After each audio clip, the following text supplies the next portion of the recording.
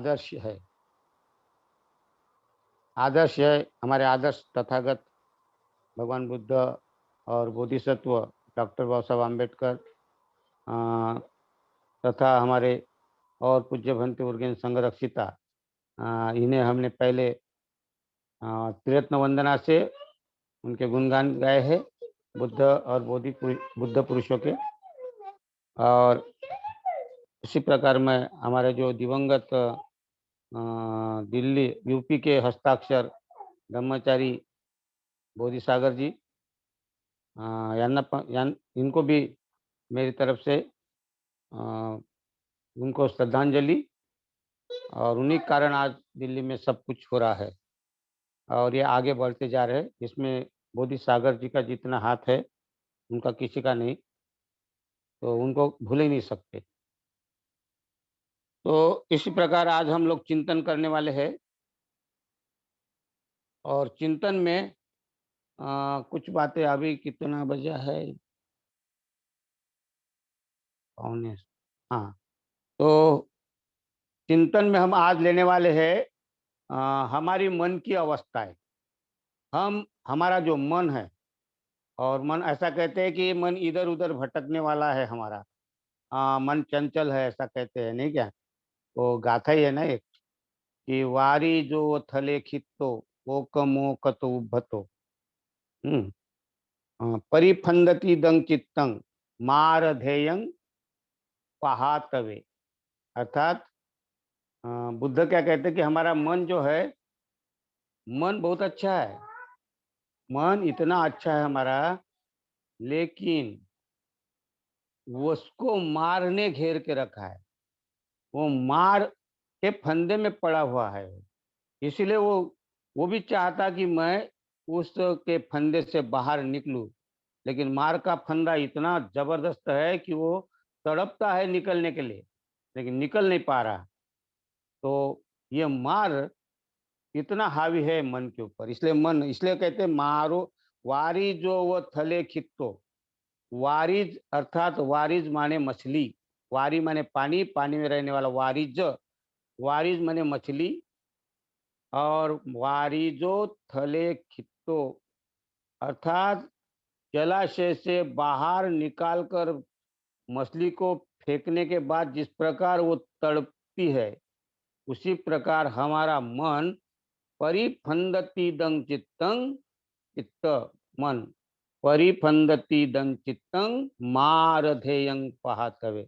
इसी प्रकार हमारा जो चित्त, हमारा मन है, मार के फंदे में इतना जकड़ा हुआ है, वो इसलिए मार के फंदे से बाहर निकलने के लिए तड़प रहा है मन का। मतलब ये मन कितना हम कहते हैं तो मन चंचल जरूर है, लेकिन मन भी अच्छाई की तरफ जाने के लिए तड़पता है, क्योंकि उसने मार ने घेरा है। तो ये मार कौन सा है, तो हमें देखना पड़ेगा हमारे अंदर जो मार कितना काम करता है। तो मार के बारे में बहुत कुछ कहा गया है।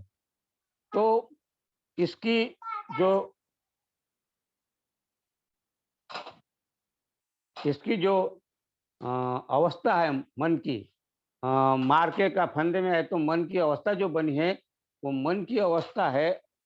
तो वो मन की अवस्था को हम देखने की कोशिश करेंगे और चिंतन करेंगे उसमें कि मन किस प्रकार अवस्था में फंसा हुआ है, कौन से अवस्था में फंसा हुआ है। अर्थात वो मारे है, एक प्रकार का मन के ऊपर जो घेरे में रखा है मन को, वो मारे है। तो वो मन की अवस्था कैसी है वो हम देखने की कोशिश करेंगे। तो सबसे पहली मन की अवस्था है अजागृति। अजागृति अर्थात हमारा मन अजागृत रहता है। हर बार अगर अपन देखेंगे तो अजागृति के कारण हम कहीं ना कहीं फंसे रहते हैं। तो हमें चिंतन करना है हमारा मन कहाँ अजागृत है। इसको शायद समझने के लिए हमें ध्यान साधना जो करते हैं, तो वो मन को जागृत करने के लिए हम ध्यान साधना करते हैं। और जागृति का जो आनापान सती ध्यान सराव करते हैं, वो इसीलिए कहते हैं। और इसीलिए ध्यान साधना में हम मन को कोशिश करते हैं उसको जागृत करने के लिए। दूसरी बात है कि हमारा मन हमेशा द्वेष, मतलब जागृति नहीं होने के कारण हम लोभ में पड़ते हैं। लोभ के कारण लोभ के कारण हमारे अंदर द्वेष निर्माण होता है। अर्थात जो मन है, ये लोभ में पड़ जाता है और जो लोभ अगर पूरा नहीं होता तो हमें द्वेष आता है। तो इसीलिए इसकी दूसरी जो अवस्था है मन की उसको स्पर्धा कहते हैं। स्पर्धा में लगे रहते हैं हम, हमेशा कॉम्पिटिशन में लगा रहता है हमारा मन। तो घर परिवार से लेकर हम कॉम्पिटिशन शुरू होती है। तो इस प्रकार हम समाज में कॉम्पिटिशन शुरू करते हैं। धर्म के नाम से भी हमारी कॉम्पिटिशन रहती है। तो हमें देखना है कि मैं स्पर्धा में क्यों पड़ा हूँ? हाँ, ये मार ने इतना घेर के रखा है इस मन को कि मैं स्पर्धा जगत में क्यों हूँ? तो हमें इस पर चिंतन करना, क्या मैं स्पर्धा करता हूँ? क्या मैं तुलना करता हूँ कि मैं किसी के आगे बढ़ा हूँ कि नहीं बढ़ा हूँ? क्या मैं मेरे मन में जो है स्पर्धा अर्थात मैं किसी के साथ प्रतियोगिता में पड़ा हूँ? क्या किसी को नीचे दिखाने के कार्य करता हूँ? हाँ, इस प्रकार हमें अपने मन को देखना है कि मैं कौन-सी स्पर्धा मेरे मन में है। हाँ, कुर्सी का भी चक्कर रहता है, मुझे कुर्सी मिलना चाहिए, पैसे के चक्कर में मुझे पैसा मिलना चाहिए। हाँ, तो इस प्रकार ये हमारे मन में स्पर्धा चलती रहती है। तीसरा जो है हमारा अज्ञान, अज्ञानता के कारण ही हम अजागरूक रहते हैं, अज्ञानता के कारण ही हम द्वेष में रहते हैं अर्थात स्पर्धा में पड़ते हैं, क्योंकि स्पर्धा अर्थात वहाँ द्वेष ही आता है। तो इस अज्ञानता के कारण ये सब कुछ होता है और इसीलिए इस अज्ञानता को समझने के लिए हमें अज्ञान हमारे अंदर किस प्रकार का अज्ञान है, तो हमें देखना है कि मैं कौन से विपर्यास में हूँ। क्या मैं नित्य मानता हूँ? क्या अनित्य को स्वीकार करता हूँ? अगर अनित्यता को स्वीकार करते हैं तो आप विपर्यास के बाहर है, आप अज्ञान के बाहर है। लेकिन अपने आप को देखने की कोशिश कीजिए, क्या मैं आत्मा के ऊपर विश्वास रखता हूँ? हाँ, क्या मैं दुःख को सुख समझता हूँ? दुःख जो है उसको सुख समझता हूँ? या क्या मैं कुरूपता जो है उसमें सुंदरता देखता हूँ? इस प्रकार हमें इस इसमें हमारी अज्ञानता देखना चाहिए। अज्ञानता में हम बहुत सारा है इसमें, विपर्यास ही नहीं, 4 आर्य सत्य भी है लेकिन इतना समय नहीं अपने पास। तो आप इसमें देखने की कोशिश करना कि मेरा मन जो है अज्ञानता में कहाँ फँसा हुआ है। फिर उसके बाद में जो आता है, वो आता है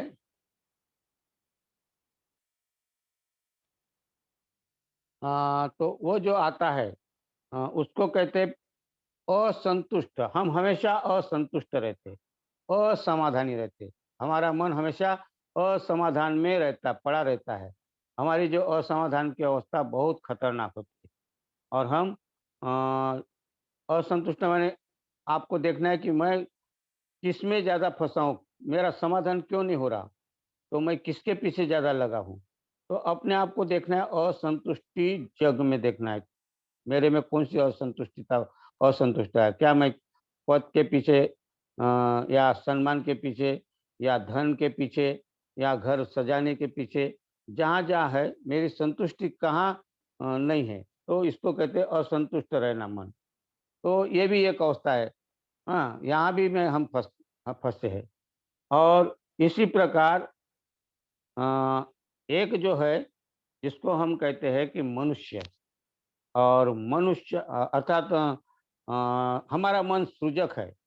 तो सृजक है अर्थात हम यहाँ विधायक सकारात्मक मन हमारा हो सकता है, लेकिन ये भी कहीं न कहीं फँसा हुआ है। तो इसीलिए हम सृजकता के तरफ कैसे जाएँगे? किस मार्ग से जाएँगे? किसके कारण इसको सृजकता हमारी बढ़ सकती है? तो क्या पंचशील है, दशशील है या पारमिता है, जो भी है, इसमें से मैं मेरा विकास कैसा कर सकता हूँ? लेकिन इसके पीछे जो 5 बातें बताई मैंने, हाँ, अजागृति, स्पर्धा, हाँ, अज्ञान और असंतुष्टि, ये जो बातें बताई इसके बाद में सृजकता आने के लिए अगर हम करते हैं तो लेकिन यहाँ हम देखते हैं तो यहाँ बड़े मुश्किल में पड़ते हैं क्योंकि हम मनुष्य होने के कारण भी मनुष्य होने के बावजूद भी हम यातना लोक में पड़े रहते हैं, हमेशा दुखी रहते हैं हम। क्यों दुखी रहते हैं? पता नहीं, क्योंकि मनुष्य का जन्म हुआ है, हमें सृजक बनना है, इसके बावजूद भी हम यातना में क्यों पड़े रहते हैं? हमारे ऊपर क्यों यातना हमारे ऊपर सवार होती है? तो इसके लिए यातना अर्थात हम यातना मतलब इसको कहते हैं कि हम अगर मनुष्य है और हम अगर हमारे विकास की तरफ भी बढ़ रहे हैं, तो हमें यातना क्यों होती है? यातना मतलब पीड़ा क्यों होती है? दुःख क्यों होता है? तो इसके पीछे भी हमें चिंतन करना है। तो ये 5-5 मिनट हम चिंतन करने वाले हैं इसमें। तो इसको ही कहते हैं हमारी जो पहली अवस्था है अजागृति, ये इस प्रकार की होती है, मैं आपको बता रहा हूँ कि जैसे इसको ही इस अवस्था को हम देव लोकों की अवस्था कहते हैं। स्पर्धा को हम कहते हैं इसको असुर लोक की अवस्था है। हाँ, अज्ञान को हम कहते हैं ये प्राणी लोक की अवस्था है। और प्रेत लोक को कहते हैं हम ये असंतुष्ट लोग कहते हैं प्रेत लोक की अवस्था है। और मनुष्य की सृजक मन। लेकिन ये चारों पाँचों जो बात है उसमें जो हम इतने बावजूद भी हम क्यों पड़ते यातना में, क्यों पीड़ा सहन करते, तो इस अवस्था में क्यों हम हैं, ये हमें देखने की कोशिश करना है, चिंतन करना है, मैं इसमें क्यों फँसा हूँ और यातना से मैं कैसा बाहर निकलूँ और मनुष्य लोक में मुझे क्या करना है, इस पर हम चिंतन करेंगे। तो एक-एक लोक में हम देखना है कि मैं अभी किस लोक में हूँ, इसमें चिंतन करना है। और इसमें आपको करते-करते इसमें आपको विकास करने के लिए वहाँ कौन कौन अपने को मदद करेगा? तो वहाँ पहले जो देवलोक में है, वहाँ आपको वैरोचन नाम के बुद्ध मदद करते हैं। हाँ, तो आपके अंदर का जो वैरोचन है उसको जागृत करने की कोशिश करना और वो जागृत अगर वो जो वैरोचन है तो आपको मदद करेगा, वो आपके साथ में वहाँ वीणा लेकर अनित्यता का वो अनित्यता की बात कहेगा कि सर्व जग अनित्य है, सब अनित्य है। तो इसमें आप कोशिश करना। स्पर्धालोक में आपको मदद करते हैं अमोघ सिद्धि नाम के बुद्ध। वो आपको संस्कारित बनाने की कोशिश करते हैं और फिर यहाँ स्पर्धा से बाहर निकालने की कोशिश करते हैं। और अज्ञान लोक में अक्षोभ्य नाम के बुद्ध मदद करते हैं। और उसी प्रकार प्रेत लोक में अमिताभ बुद्ध मदद करते हैं और मनुष्य लोक में जो बुद्ध है उनका नाम है रत्न संभव। तो ये मदद करते हैं। तो यहाँ ये 5 बुद्ध 5 अपने अंदर ही ये बुद्ध है और वो बुद्ध को जागरूक करना है और उनको मदद लेकर हम यातना लोक से बाहर निकल सकते। तो हम थोड़ा-सा चिंतन करेंगे और थोड़ा-सा बैठक ठीक कर लीजिए आप। और चिंतन से या हम कि मेरे में मैं इस जो अजागृत लोक में मैं कैसा कार्य करता हूँ और मुझे अजागृत से बाहर कैसा निकलना है इसके लिए कोशिश करना है।